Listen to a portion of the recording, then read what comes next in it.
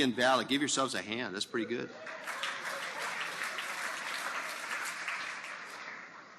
The number needed for election was 119. There is an election. You have elected David Bard.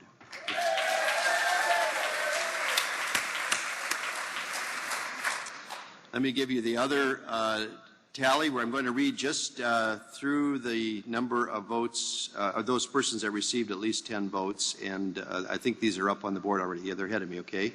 Judy Zabel, Carol Zagsma, Amy Jo Burr, Elizabeth McCauley, Jeffrey Ozan, Carolyn Westlake, Paula Colton, and Wu-Jae Im. You see the numbers there.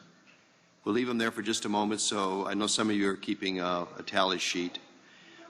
The other persons, there were several other persons who received a handful of votes, and these will be posted around the auditorium following in subsequent ballots so you can see what the other vote tallies were. For the laity, you ready? 280 ballots cast. The number of invalid ballots was the valid ballots was 277, So how many invalid for the math? 3, very good. Give yourselves a hand.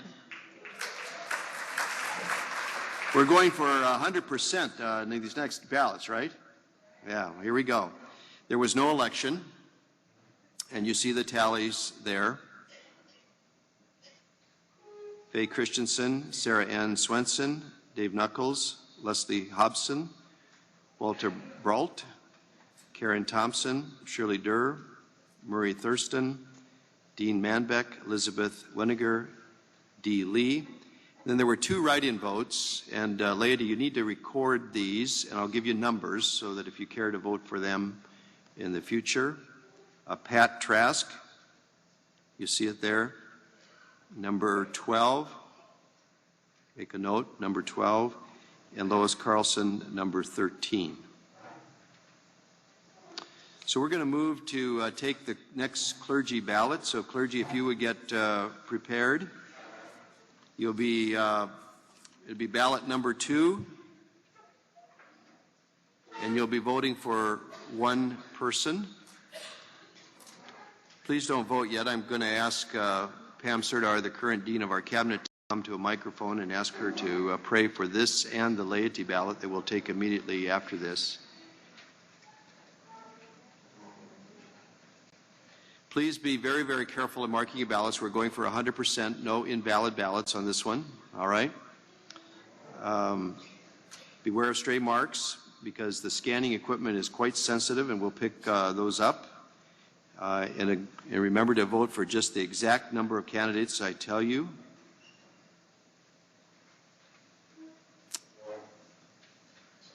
You'll be using ballot number 2, clergy.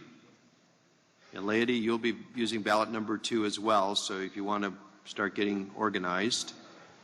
And clergy, you'll be voting for just one person. Please do not vote for David Bard. He already got enough votes. Pam, if you would lead us in prayer. Let us pray together. Microphone 1, please. Microphone 1. No. Come to the podium here, Pam.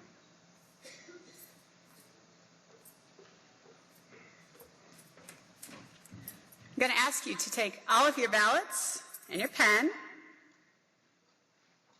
We're going to lift them up to God. Would you pray with me? Gracious and holy God, we take these simple instruments of paper and pen and ink and pencil, and we turn them over to you for your wisdom, your grace, your spirit, that we might be led to make wise decisions, that we might hear from your spirit as we make our marks, our simple marks on this paper. So lead us and guide us with your grace. In Jesus' name, who transforms us, who keeps us in his tender care, who guides us every step of the way. Amen. Amen. All right, clergy, if you would cast your ballot, you're voting for just one person. After you have voted, if you would just remain seated quietly, and I'll test the House in a moment. When everybody is voted, we'll collect these ballots.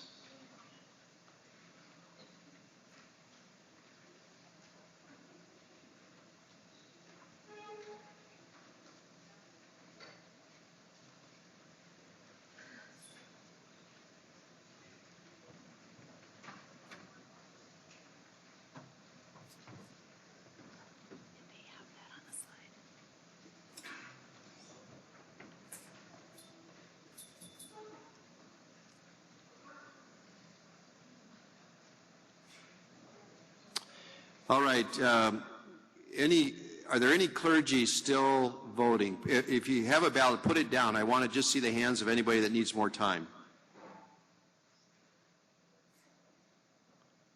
All right. I think you are done. I'm going to declare that ballot closed and ask the pages to come quickly and collect those ballots as quickly as possible. While they're doing that, laity, please. We'll ask this to be done quietly so the laity can proceed to vote immediately. Laity, you'll be voting for 2 people, no more than 2. There was one ballot that had 5 persons on it.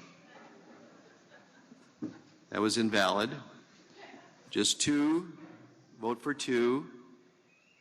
You can vote for the 2 write-ins. They now have numbers. Remember to vote in just the column, the left-hand column. Don't move over into the second column. All your marks should be in one column, the left column, on your ballot. And you can continue to write in names if you would like, but be very, very, very, very careful that if you do that, that counts as one of your votes, so you could only vote for one other person. So, lady, if you would go ahead and cast your ballots now while we're collecting the clergy ballots. Thank you.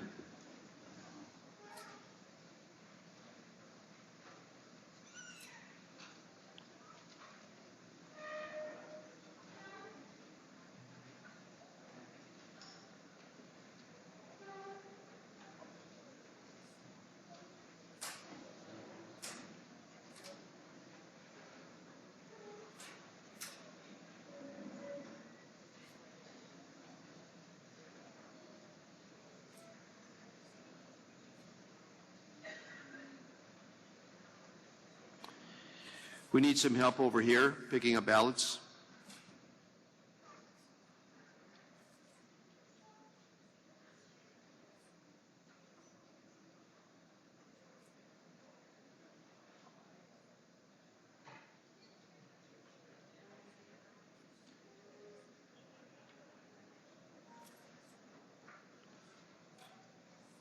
Way back in the corner, there's a ballot there's several back there.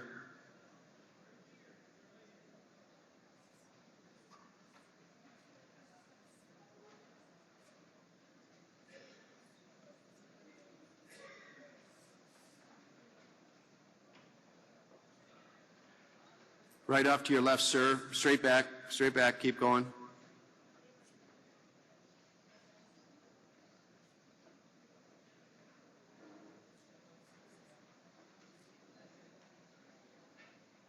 Way in the back.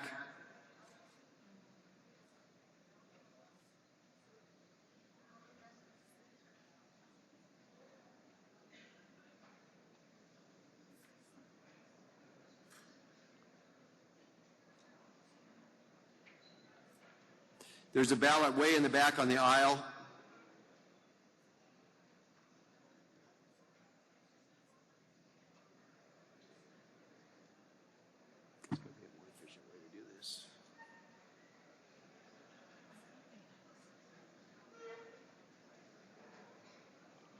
All right, if there are any other clergy ballots out, stand up and scream or something. Just clergy ballots. Any other clergy ballots out?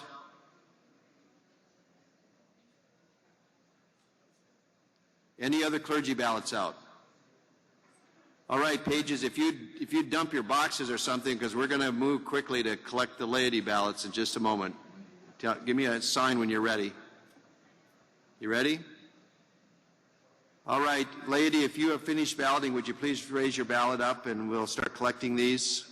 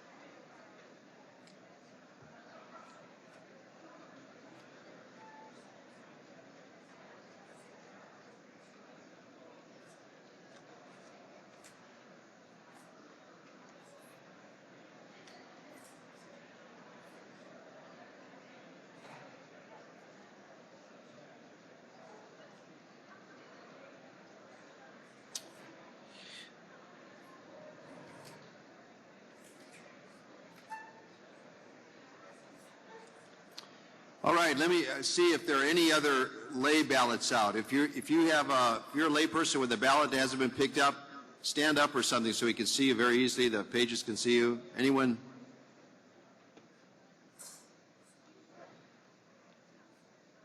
All right, I think we're done.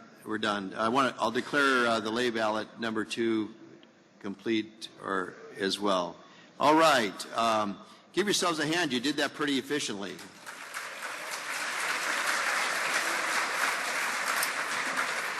We're going to turn next in our agenda to the launch of our Reach, Renew, Rejoice initiative, and I'm going to call on Dan Johnson and Jennifer Tyler and others that will be assisting to come immediately to the platform.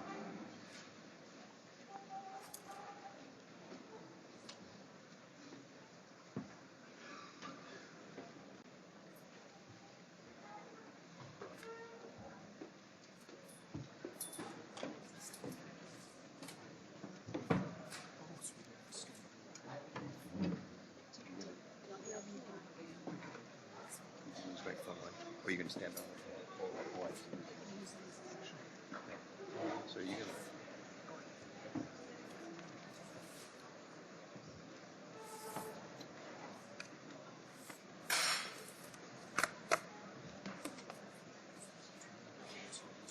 Ready to go?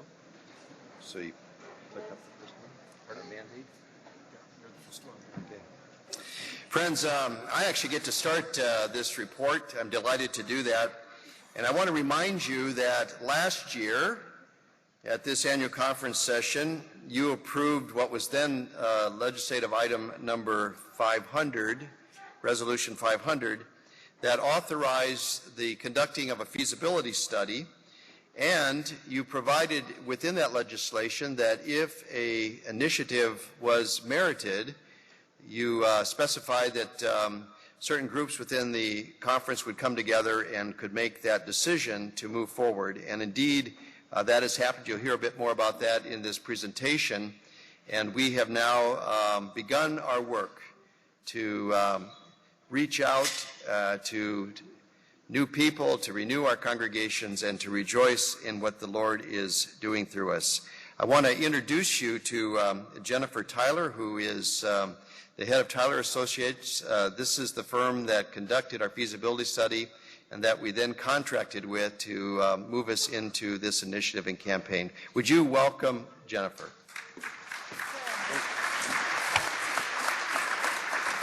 She's on microphone 1. Good morning. Good morning. I am so thankful to be a part of a church that is flexible and can find a music stand that's low enough for me at the last minute. It's so good to see all of you here today. I'd like to also express my appreciation for the conference staff as well as the foundation who put in many, many hours of work and coordination to help assure that the feasibility study could be a success. So today it's my great pleasure to share with you just a little of what we saw and heard in the construct of the feasibility study. The summary report is on the table, the Reach, Renew, Rejoice table out in the gathering space. So please go by and pick up one, or if you'd rather, go to the website and you can find it there. But to begin with, imagine with me that there are three overarching questions that you and I personally may ask if we are faced with an opportunity to do something really big in our lives, for our families, for our work, whatever the case would be. These are the same three questions that we as an annual conference have on our minds and hearts. The same three questions I must answer for you today. They are the churches, new churches, and vital congregations really needed now? Secondly, if so, can we afford to do anything at all about it? And thirdly, are we ready and willing to step out and make it happen? These practical questions guide our thoughts and prayers as we sought to answer many questions. So how did we go about this feasibility study? There were three basic elements. The vision casting was important. A 7-year plan for congregational development, a case statement, was sent out. Secondly, broad input. Everyone who was affiliated with the United Methodist Church, clergy and laity, were invited to provide feedback online, to share their hopes, their dreams, their fears, their concerns about the 7-year plan and the possibilities of what we could do. And the third, there was targeted input with personal conversations with laity and clergy.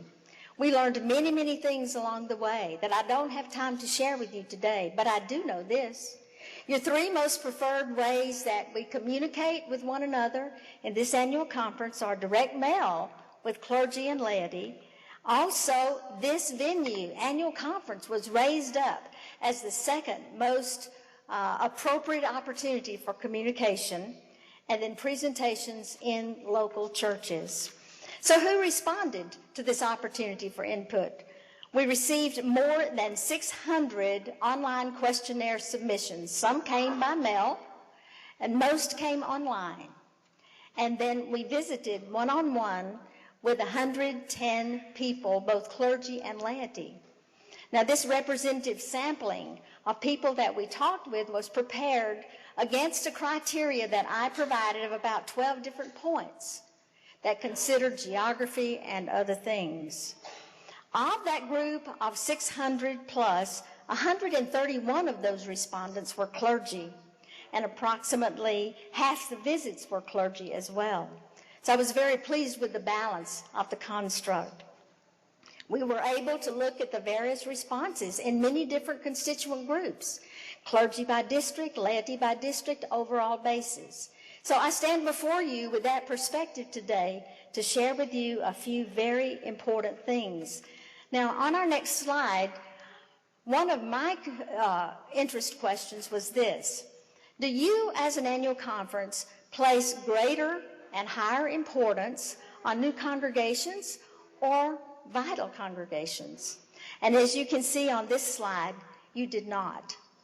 They were both held as very important to achieving the conference's mission. And 98% of all clergy placed high importance on each of those. Next, it was important for us to see how the 7-year plan fared with you. So we asked the question, what importance do you place on fulfilling this? Do we just see it, or do we see the need to do something about it? And you'll see that 84% of the whole database said it was very important to fulfill the plan, and 90% of the clergy responded in like manner as well. So we ask another question: what importance do you place on actually doing something about it in the form of an initiative, such as Reach, Renew, Rejoice? 91% of the total database said yes, we need to step out and do something about this if we're serious. And 95% of the clergy placed importance on an initiative for this plan. Now imagine, pastors and church members with me for a moment, if you were anticipating a campaign in your church or something to begin a new program, how would you feel about a response like this? 91% and 95%. That is a very good, strong response. Well, ministry costs, doesn't it? Ministry without cost is probably very meaningless. But when it comes to the cost of our time, our prayers, our talents, and our giving, I must get real mercenary and ask a question, which I did. Can this annual conference commit $3.7 million to fund this plan? 1/3 of the respondents said that the funds could be raised. The majority were unsure, but they sent me another signal. They said, I'm unsure, but I think the potential may exist. And 18% said, not attainable. We can't do this. I was privileged to hear again the hopes and the dreams and the concerns about financial matters. But, you know, at the end of the day, 79% overall of the database and 89% of the clergy last November, before the case statement was even refined based on the input we received, said that they would endorse such an initiative. More than 100 pages of comments were shared. To say they were overwhelming, they were. I was impressed. You were prolific in sharing those thoughts. And the three that I bring to you today that were of most importance to you are these: a desire for a deeper connection and more opportunity to build relationship within the conference, communication that speaks the language of the people and touches the hearts, and more information about the process for seeding new churches and how congregational development plan will actually play out, how we will achieve that through leadership and through other means. This insight has helped us tremendously, which you'll hear about in just a bit from Dan, as we begin to reframe the case statement and put it in that language that you asked for, and responding to the stories that you said would touch our hearts. These insights were very important. Now, it's very important in the construct of the feasibility study for me to listen to you, right? That's what I'm doing. It's to listen to where your heart is and to listen to what your thoughts are. So based on what I have seen and heard through the feasibility study, we are recommending a baseline goal of $2.5 million and a rejoice goal of $3.7 million. These funds would be committed by congregations, individuals in major gifts, foundations and others over a 3 to 5 year period, and you'll hear much more about that later. But I do want you to remember this one thing if you don't remember anything else I've said this morning. Okay? Listen up. This goal is set because I'm listening to your hopes and your concerns. I'm listening to that majority saying that the potential is present for us to do it, though I'm not sure today. But let it be known that this goal is being set based on the feasibility study, not our belief that this is all that can be committed to congregational development here in Minnesota. The strong response that you gave us let us know that we would be on solid ground to move forward. Again, I want to encourage you to pick up a copy of the summary, and if you would like to see the entire 40-page report, I'm sure we can make that available to those that would like to see that as well. Thank you, Bishop.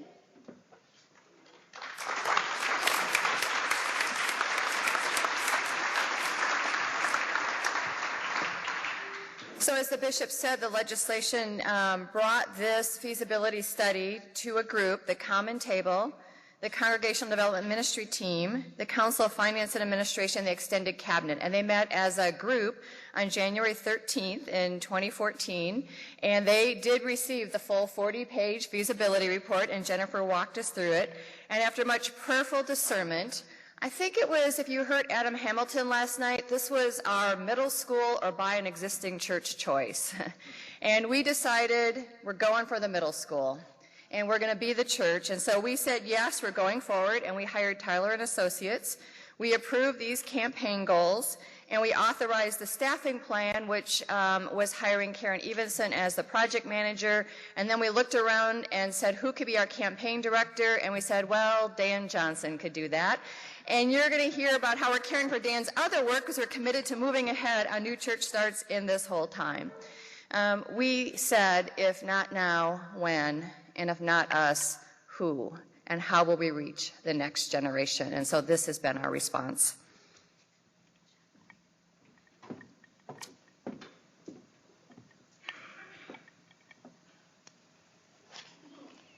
So we started to work to reframe the case statement, as I mentioned, and you'll see before you on your screen a beautiful logo that was created by your conference staff that captures the heart of what we're all about: to reach, renew, and rejoice. It focuses our hearts on our main business: reaching new people, renewing the church, and rejoicing in what God can and will do through us. Bold, faithful, and fruitful people. As I share with you one other thing about the timeline, here's what we can expect. The first and most important thing that we'll do together is to roll out a spiritual emphasis plan in June. And this will carry us through the rest of the year in the local congregations, where your church and you will be asked to become spiritual vision partners with Reach, Renew, Rejoice. And that means that you will offer bold prayers on behalf of this initiative and one another, asking God for your heart's desire relative to new churches, to vital congregations, and changing lives. You will open the door to hear the story when the time comes, and educate the people about what the plan includes. In June through August, a district steering committee will be formed in your district, in each district. And these will be the storytellers to go to the churches and to share the message. Church presentations, you can expect those to begin in September and continue until we meet again next year. And major gifts and gifts from foundations will continue to be sought throughout the entire time frame. And they will make a difference in putting us, no doubt, from where we are with our baseline goal to where we can be with our Rejoice goal. And then next annual conference, we'll see one another again for great rejoicing. I leave this thought with you, to begin now with prayer, and to be extravagant in your prayers, in your encouragement of one another, and in your giving. Thank you.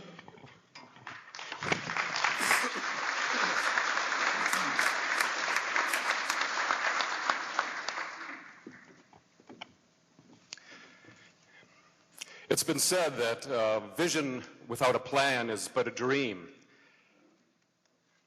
And a plan without a vision is but a drudgery. But a vision with a plan can change the world. And we have before us both a vision and a plan for congregational development in the Minnesota Annual Conference, and I'm excited to be able to share it with you today. In response to your feasibility study responses and questions and concerns, we revised the case statement. Those are on your tables today. I invite you to turn to that, if you could, with me. It looks like this. It has an insert inside, but just beginning with the project summary at the very bottom of that page, I invite us to read that together to clarify the vision before us. Let's read in unison.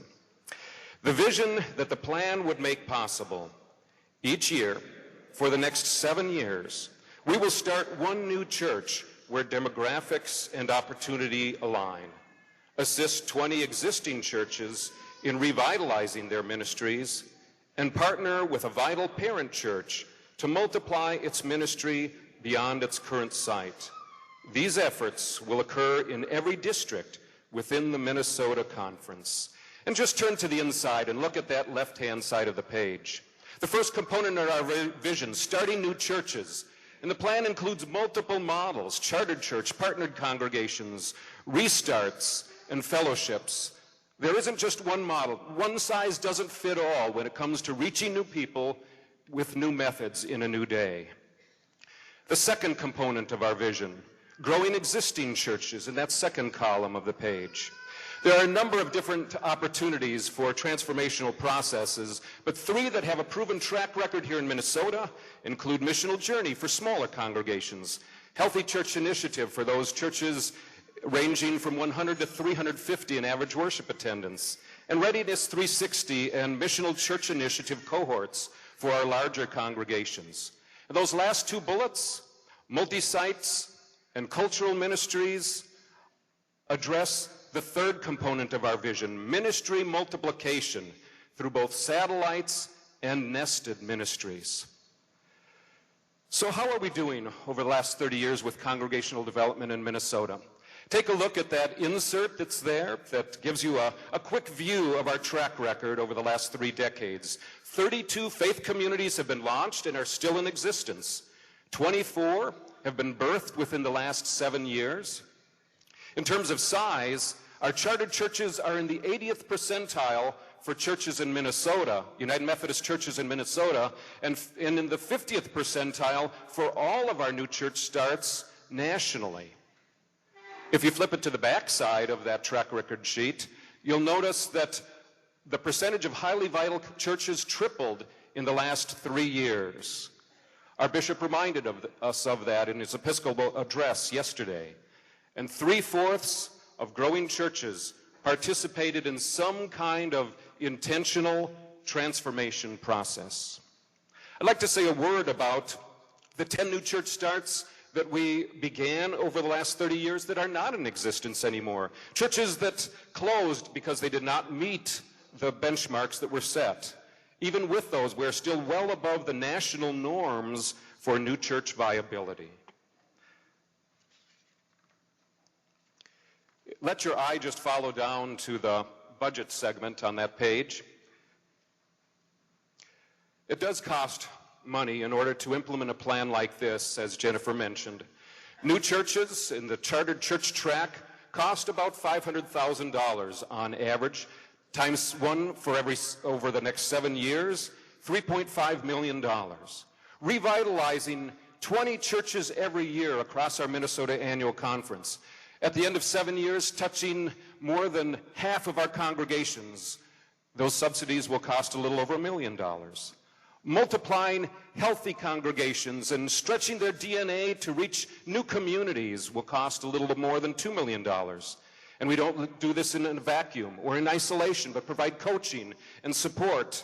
So leadership development is an important component, as well as the operational expenses of this campaign itself, with a planned total of $7.2 million. Now currently, $500,000 is apportioned annually, and thank you for all the churches that are supporting congregational development already through your apportioned dollars. But not including staffing and other equitable compensation, that doesn't quite support half of what's needed for this effort, yielding a $3.7 million difference, which is our Reach, Renew, Rejoice goal.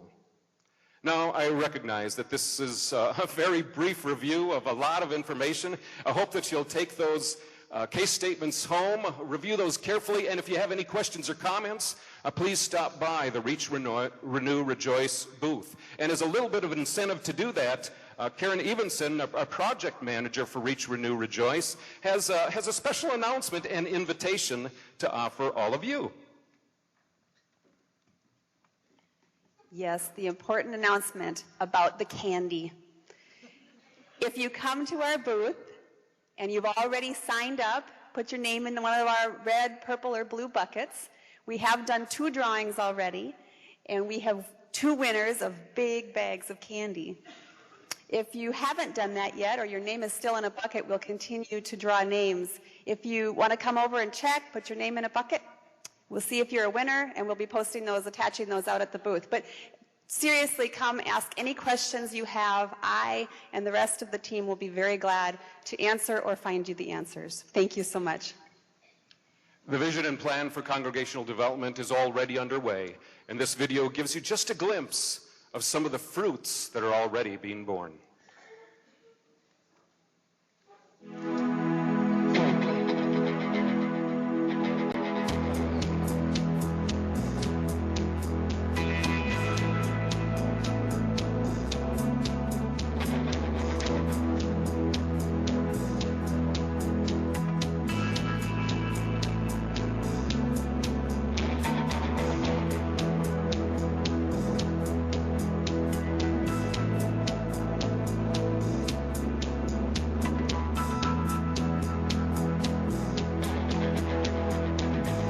God calls us to grow in love of God and neighbor, reach new people, heal a broken world.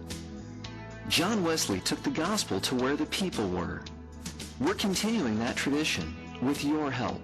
Since 2007, we've started 18 new churches and expanded 6 churches beyond their initial locations. The mission field is ripe for new churches, and the United Methodist Church in Minnesota is answering God's call. Reach, Renew, Rejoice is a plan to start new churches, revitalize existing churches, and move toward a future filled with hope.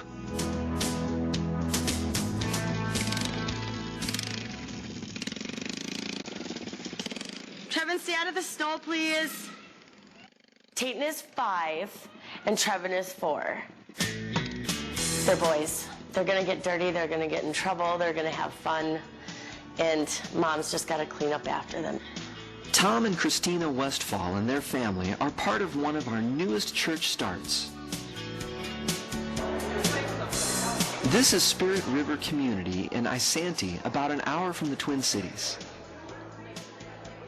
We first heard about Spirit River at Isanti Jubilee Days when they had their baby changing station.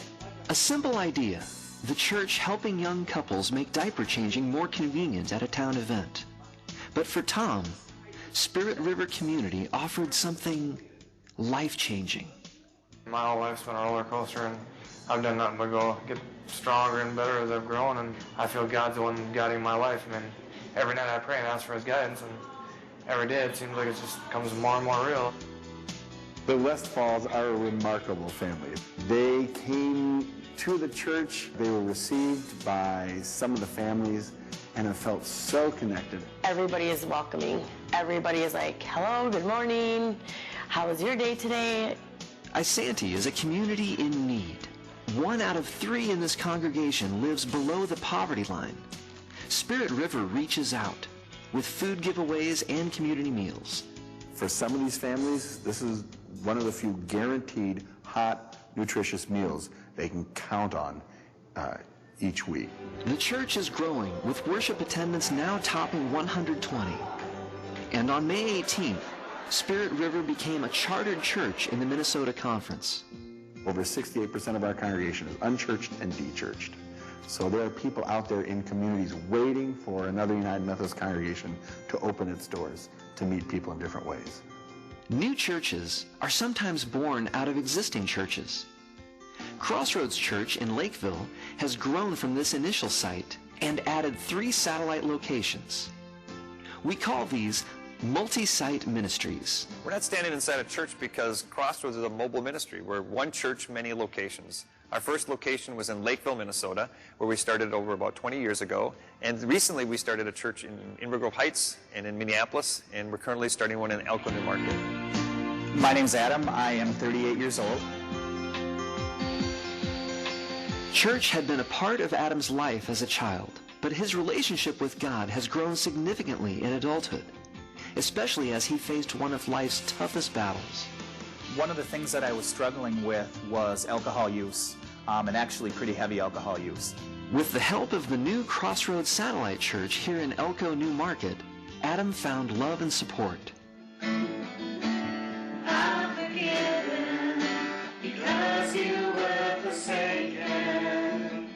a small group study inspired him to change his life.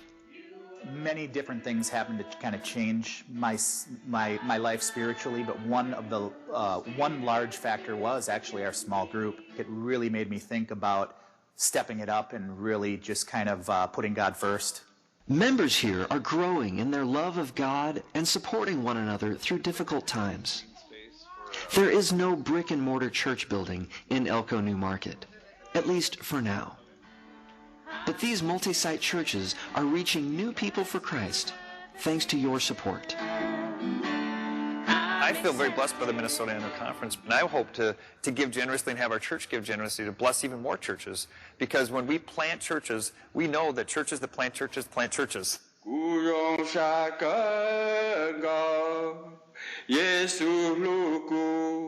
Wheelock United Methodist Church is a Hmong congregation in St. Paul. This 33-year-old church used to be located on the city's west side, but the Hmong population is growing more rapidly on the east side, so the church relocated. We call it a restart, and members are always looking to the future. We want to attract it to more younger generation, and we feel that the younger generation tend to lean toward more contemporary type of worship instead of a traditional worship. So we start to form band and use band as our music. What I've noticed is that, we're constantly growing. The number of people that I see in service, are growing, and we're a loving church. We are very welcoming to other people. In addition to starting new churches, we will revitalize many of our existing churches. One method, the Healthy Church Initiative. Congregations throughout the state are embracing this process, and lives are being transformed. Amanda Mersman is one example. I have two great kids. My son is 12, my daughter is 5. Wells United Methodist Church is her church home, and she was watching it decline. Kind of felt like we were stuck in a rut, it really did. Then came the Healthy Church Initiative. A few simple changes made a big difference. They added tables in for the families to pray with and worship at, and that has been truly amazing, that alone. My kids actually have opened up more, not sitting in the pew, but have sit around the tables. The church has just been, my heart and soul are just here in the church now. They have helped me through so much. It's usually mom and dad who bring the children to church. In Amanda's case, the roles were reversed. In the past, Catholic faith, and my wife was Lutheran. We were looking for an opportunity where we both could worship in a way that we felt God was calling us. And because of that, and because of the direction we came through with Amanda and her family, it was kind of a natural for us. Let's turn your neighbor and welcome each other to worship. There were many recommendations to help the church grow.